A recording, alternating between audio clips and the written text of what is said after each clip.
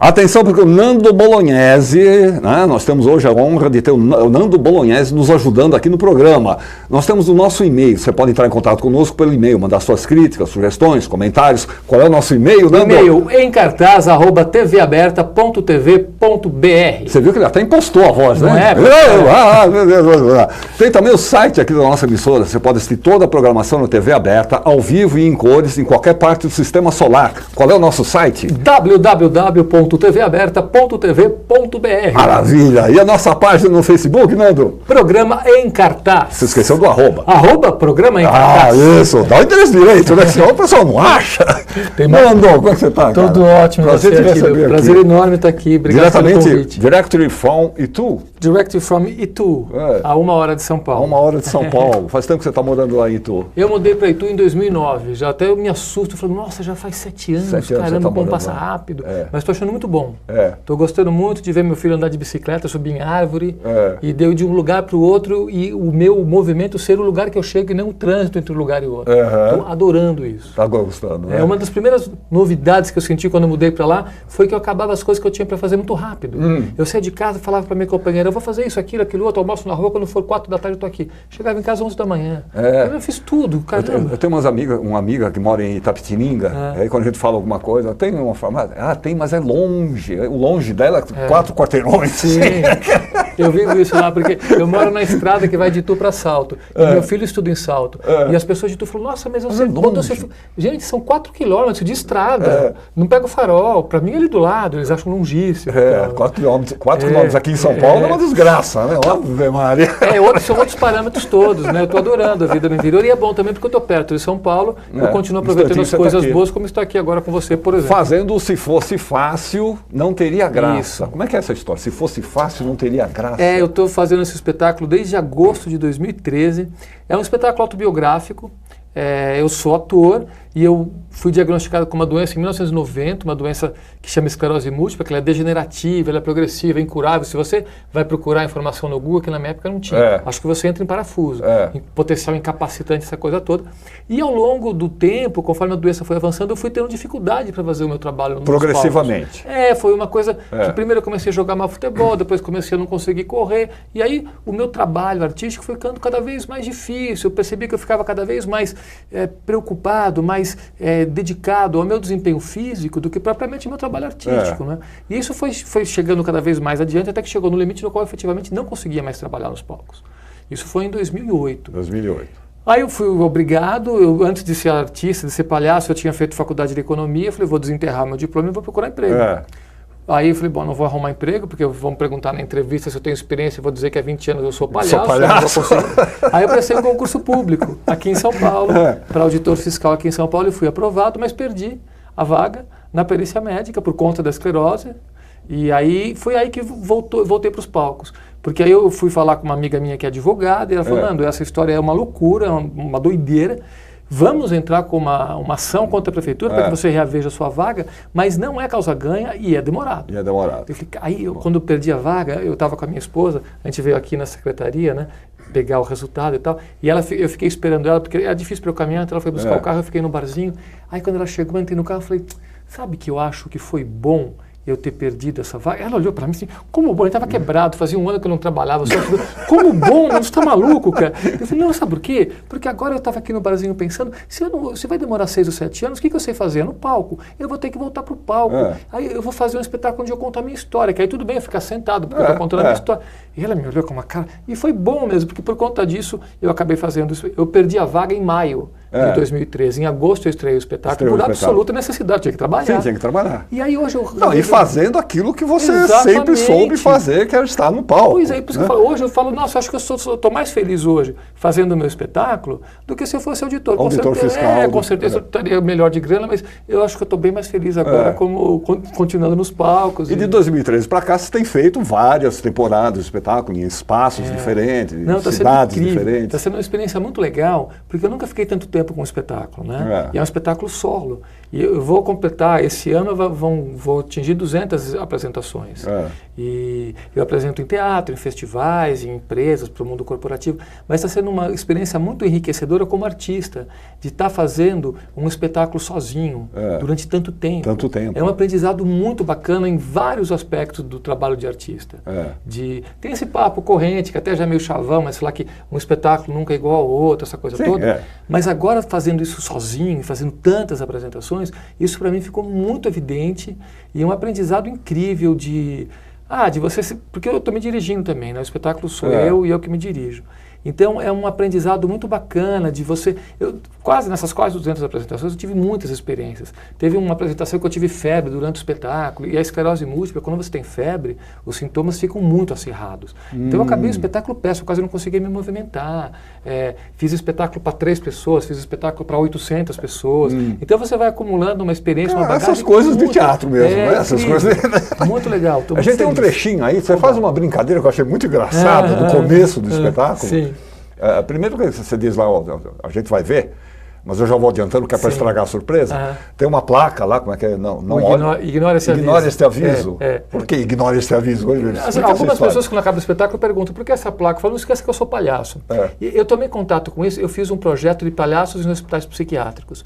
E eu comecei a estudar um pouco sobre a loucura e tinha um autor que identificava a loucura como produto da pessoa ser exposta a paradoxos muito cotidianos. Um pai que fala, não grita, gritando para o filho. E ele citava como exemplo de paradoxo essa fala, ignore este aviso. É uma proposição absolutamente impossível. Porque o aviso está lá, E eu gostei daquilo. Eu gosto de koan, são umas proposições que dão meio que um nó na lógica e tal. E como palhaço, aquilo é só uma provocação. Tem tudo a ver, né? É só uma provocação, com o palhaço, né? Então, mas você faz uma brincadeira no começo do espetáculo para as pessoas que chegam atrasadas, né? Vamos dar uma olhadinha nisso aí, que é muito legal. É uma delícia. Nós já começamos, é verdade, mas antes de dar prosseguimento, eu gosto sempre de combinar uma pequena sacanagem com as pessoas que chegam atrasadas. É uma delícia, é uma bobagem, mas é muito bom para nós. É assim, a pessoa entra aqui, eu estou falando, a pessoa entra, eu paro de falar o que eu estou falando e digo assim, mas aí ele me respondeu, é claro, cangurus não usam polainas rosas. E vocês caem na gargalhada. O cara acha que perdeu a piada. É tolo, não é? Mas é uma delícia. Eu sempre torço para que as pessoas cheguem atrasadas, vocês vão ver como é gostoso, torçam vocês também. Então, é tão bom que eu gosto de ensaiar. Vamos fazer uma ensaiadinha, né? Estou aqui, papapá, falando, abriu a porta, aí eu digo, aí ele me respondeu, é claro, cangurus não usam polainas rosas. Vocês vão ver que delícia que é isso. Ai, tomara que cheguem atrasados.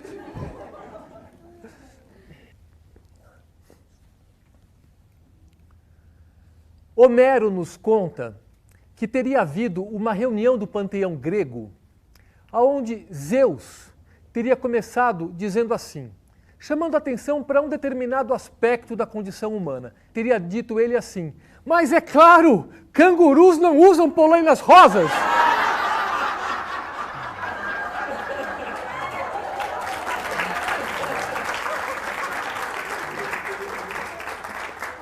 Boa noite.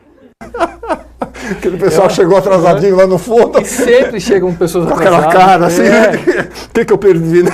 Isso é uma bobagem gigantesca. E assim, é um mote de palhaço. É um palhaço meio que faz isso. Mas os palhaços meio que, tudo bem a piada, você repete a piada, porque o que interessa é a piada. E eu adoro fazer isso. E é tão gostoso. Quando eu fiquei em temporada no Eva Hers, tinha um rapaz que trabalhava lá no teatro e muito de vez em quando acontecia de não chegar ninguém. Eu combinava com ele, falei, se não chegar ninguém atrasado, você não quer entrar? Claro, claro. E ele entrava só pra gente não perder a piada. Porque no começo as pessoas tomam uma risadinha meio mas a hora que entra mesmo as pessoas se divertem e enfim, é gostoso. Eu quis começar a apresentação com isso daí, porque eu falei, pô, é um espetáculo que eu vou contar uma trajetória de alguém que recebeu um diagnóstico de uma doença. Eu já quero logo de cara quebrar a expectativa de que vai ser alguma coisa pesada. Uma comiseração, coisa assim. Aquela coisa. Tipo, ó, galera, já começa com essa bobagem, as pessoas rindo. Não se esqueça que eu sou um palhaço. Para quebrar qualquer expectativa de, vamos ficar aqui com pena dele. Nada disso, pelo amor de Deus, eu não quero nada disso. Né? Então, eu já quis começar com uma gag de palhaço. Aliás, isso é uma postura sua muito legal. Quer dizer, você mantém a sua autonomia, você mantém a sua liberdade de ir e vir, de andar, não sei o quê. Quer dizer, você age normalmente, quer dizer, normalmente dentro das condições que são possíveis. Quando eu fui diagnosticado, então eu reparei depois, eu comecei a olhar para a minha trajetória, e eu reparei que intuitivamente, não foi uma determinação a priori, intuitivamente eu sempre me recusei a me agregar em grupos de pessoas que têm esclerose. Eu falei, gente, isso é uma contingência, mas isso não é o centro da minha vida, não é o foco da minha vida. É evidente que eu tenho, que isso me limita, isso está presente, mas eu em nenhum momento eu quis vivenciar isso como foco da minha vida. Eu lembro uma vez que eu estava numa associação de esclerose múltipla e a diretora da associação perguntou, você anda com o seu laudo? Eu falei, não. Ela falou, mas como não? Essa é a sua identidade. Eu falei, absolutamente não. Como essa é a minha identidade? Então, em nenhum momento eu quis assumir, assim, é uma contingência na minha vida, como existem tantas outras, né? E eu acho que isso foi uma coisa legal para mim. E o teu trabalho continua normalmente como você tem feito até agora. Né? Desculpa. Não, eu quero falar que tem um pouco dessa coisa de palhaço, que eu não consigo não rir das coisas, isso eu acho bom. Muito do meu espetáculo eu fico contando passagens engraçadas da minha trajetória desde que eu fui diagnosticado. Você conta desde o início, desde o diagnóstico? Sim, eu conto desde o diagnóstico, e aí eu vou mostrando que eu comecei a descobrir que eu tinha vivenciado muitas coisas engraçadas. E eu escrevi um livro também, Um Palhaço na Boca do Vulcão, junto com a montagem do espetáculo. No livro eu consigo contar um pouco mais das histórias, no espetáculo tem menos tempo, mas isso eu acho que tem a ver com a minha coisa de ser palhaço, né? Eu olho para as coisas e enxergo graça nas coisas, porque elas são engraçadas. Né? Uma das características do palhaço é a inadequação. Pois é, né? Eu sempre fui inadequado. De você estar sempre meio fora daquilo que é o convencional, que é o, na hora errada, que se espera. No lugar errado, fazendo a coisa do jeito errado. Do jeito errado é a coisa que é mais fácil. Mesmo que eu não queira, eu brinco com a gente, o palhaço, ele assim, é quase que uma sentença, porque às vezes eu não estou querendo fazer a coisa errada. Eu faço, eu tropeço, eu derrubo, tá? Eu fui fazer uma reunião com o diretor de um teatro do Eva Herz, o seu Pedro Herz, incrível. Ele me convidou para apresentar na Hebraica, eu fui todo feliz lá para a Hebraica com ele. E aí serviram um café expresso, eu bati a mão no café, ficou bem no seu Pedro Herz. Todo mundo foi para trás. Eu até falei, seu Pedro, senhor, desculpa, mas você está tratando com um palhaço. Aí ela acaba me perseguindo, eu não quero fazer errado, é fácil, né? E a esclerose ainda soma isso, porque eu fico mais atrapalhado ainda. Mais atrapalhado. Porque a sua coordenação fica um pouco atrapalhada, a sensibilidade fica atrapalhada. Então, mas você conta o espetáculo desde o diagnóstico, quer dizer, os problemas todos que você enfrentou, os tropeços todos que você teve, e chega até os dias atuais.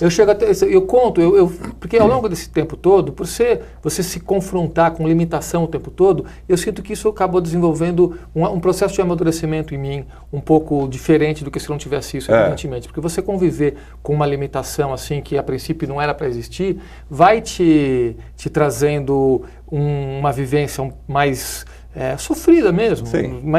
E eu acho que isso foi me trazendo uma série de amadurecimento, de insights e tal, e eu procuro trazer isso para o espetáculo. Entende? O espetáculo, claro, é um espetáculo engraçado, feito por um palhaço, mas eu tento repartir um pouco as descobertas que esse convívio com as pessoas. E com as minhas dificuldades. Então, tem uma coisa célebre, né, que é aquele negócio do cara que vai ajudar o ceguinho a atravessar a rua, e o ceguinho não queria atravessar a rua. Como é que é a reação das pessoas quando se defrontam com alguém que tem esse tipo de limitação? Então, eu sinto, de um modo geral, as pessoas são solícitas, são atenciosas. Agora, eu tenho uma vivência que é totalmente diferente dessa, que é nos espaços públicos, o desrespeito absoluto de vaga especial, essas coisas. Até eu acabei virando um militante disso, porque é um desrespeito crônico desse tipo de coisa, mas tem todo um debate também sobre a questão da acessibilidade, da inclusão, que é onde eu participei agora, esse final de semana, de um encontro na USP, de um grupo de pesquisa que está justamente estudando agora a associação de arte com portadores de deficiência. E eu vi, assim, depoimentos muito bacanas de pessoas, de artistas incríveis, o Marcos Abranches, um bailarino, dizendo assim, escuta, eu não me sinto um deficiente. E essa questão da inclusão é uma questão que gera bastante debate. Por exemplo, eu mudei para Itu e lá eu tô no Conselho de Cultura e eu fui eleito para a cadeira de inclusão, Eu falei, gente, a minha pauta de inclusão não é uma pauta restrita à questão do deficiente. Para mim, inclusão quer dizer a exclusão social, de dinheiro, de acesso à educação. Isso é para mim a inclusão que mais me interessa. Muito mais do que essa inclusão relacionada à questão da do cadeira deficiente. de rodas. Mesmo porque depois que eu comecei a vivenciar isso, eu aprendi que deficiente não são as pessoas, são os espaços públicos. Os espaços públicos têm que ser capazes de receber todas as pessoas, independente do tamanho, da cor, da língua que fala, se tem perna, se não tem. Então, eu passei a não me ver também como deficiente e ver os espaços públicos como deficientes. São inadequados. São inadequados. Eu vejo lá, por exemplo, na rua onde eu moro, a calçada é mais baixa do que a rua. Porque eles vão postando asfalto. A rua fica alta e a calçada fica baixa. Aí tem aquela rampa. Aí só que a rampa é assim, depois